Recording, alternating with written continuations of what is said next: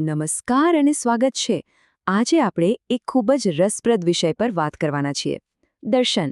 એક ઉપદેશના આધારે આપણે સમજીશું કે આ દર્શન શું છે, એના સ્વરૂપો કેવા હોય છે, એનું મહત્વ શું છે અને એના પરિણામો શું આવી શકે. તો ચાલો જોઈએ કે આખી વાતને આપણે કેવી રીતે સમજવાના છીએ. સૌથી પહેલાં તો આપણે દર્શન શું છે એની વ્યાખ્યા સમજીશું. પછી એવા સમયની વાત કરીશું જ્યારે દર્શન મળવા જ મુશ્કેલ હતા.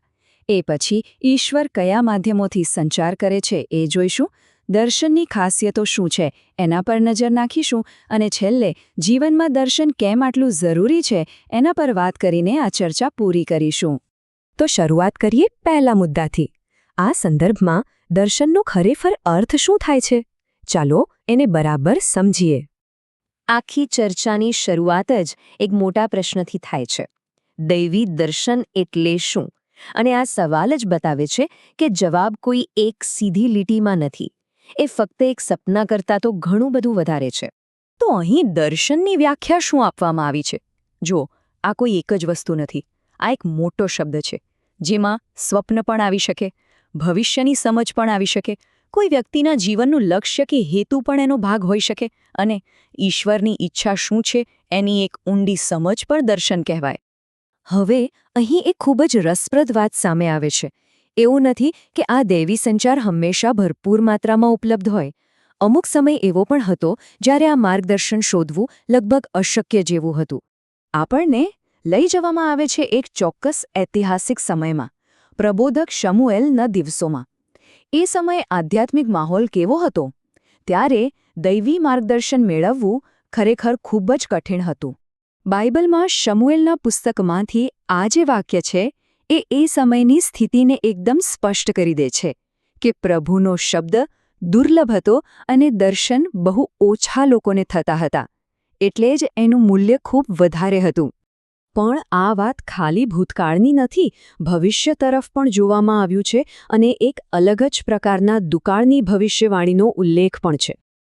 અને આ ભવિષ્યવાણી તો મૂળ વાતને બરાબર પકડી લે છે. અહીં ખાવા પીવાના દુકાળની વાત નથી, પણ ઈશ્વરના શબ્દો સાંભળવાના દુકાળની વાત છે. આ દર્શાવે છે કે દૈવી સંચારનો અભાવ એ કેટલી ગંભીર બાબત છે. તો સવાલ એ થાય કે જો દર્શન એ સંચારનો એક સ્વરૂપ છે, તો ઈશ્વર સંચાર કરે છે કેવી રીતે? એમના મુખ્ય માધ્યમો કયા છે? આ ઉપદેશ પ્રમાણે 3 મુખ્ય માધ્યમો ગણાવાયા છે.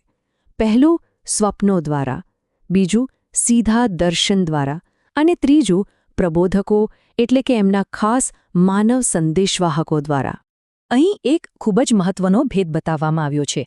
એક તરફ છે પ્રબોધકો, જેમને ઈશ્વર પરોક્ષ રીતે એટલે કે સપનાઓ અને દર્શનો દ્વારા સંદેશ આપતા હતા. પણ બીજી તરફ છે મૂસા, જેમની સાથેનો સંબંધ એકદમ અલગ અને ખાસ હતો. એમની સાથે તો ઈશ્વર સીધી રીતે રૂબરૂ વાત કરતા હતા, કોઈ કોરડાઓ વગર. અને આ મુદ્દાના અંતમાં નવા કરારનો સંદર્ભ આપવામાં આવ્યો છે. એવું કહેવાયું છે કે આ અંતિમ દિવસોમાં સંચારનું જે સર્વોચ્ચ સ્વરૂપ છે તે ઈશ્વરે પોતાના પુત્ર દ્વારા પ્રગટ કર્યું છે. ચાલો હવે આગળ વધીએ અને જોઈએ કે આ વિષય ક્યાં જાય છે. તો હવે પ્રશ્ન એ છે કે આ દૈવી દર્શનનું સ્વરૂપ કેવું હોય છે? એની ખાસિયતો શું હોય છે? ચાલો હવે એની મુખ્ય લાક્ષણિકતાઓ પર એક નજર કરીએ. જો મહત્વની વાત એ છે કે આ દર્શન કોઈ અચાનક થતી ઘટના નથી. એની કેટલીક ચોક્કસ લાક્ષણિકતાઓ છે, જેમ કે એ દૂરના ભવિષ્ય માટે પણ હોઈ શકે છે. એ મુશ્કેલ સમયમાં હિંમત અને શક્તિ પણ આપી શકે છે. ક્યારેક એમાં કોઈ ઊંડો અર્થ છુપાયેલો હોય છે, જેને સમજવા માટે વિચાર કરવો પડે. એ લોકોને કોઈ ખાસ હેતુ માટે ભેગા પણ કરી શકે છે. અને ક્યારેક તો એ કોઈના અંત વિશે પણ સંકેત આપી શકે છે. અને આ બધી ચર્ચા આપણને મુખ્ય સિદ્ધાંત પર પાછી લાવે છે કે જીવનમાં એક સ્પષ્ટ દર્શન હોવું કેટલું બધું જરૂરી છે.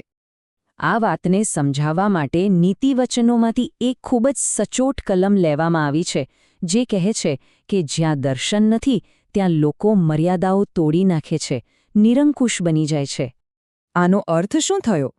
અર્થ એ છે કે જ્યારે જીવનમાં કોઈ માર્ગદર્શક દર્શન નથી હોતું, ત્યારે લોકો દિશા ભૂલી જાય છે. તેઓ આત્મનિયંત્રણ ગુમાવી બેસે છે અને એનું પરિણામ શું આવે?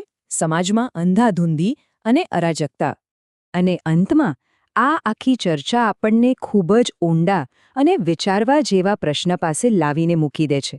જો આપણી પાસે કોઈ માર્ગદર્શક દર્શન ન હોય તો પછી આપણને દિશા કોણ આપે છે? શું ચલાવે છે આપણને? આ એક એવો સવાલ છે જે પ્રાચીન જ્ઞાનને આજના જીવનમાં હેતુ અને દિશા શોધવાની આપણી કોશિશ સાથે સીધો જોડી દે છે.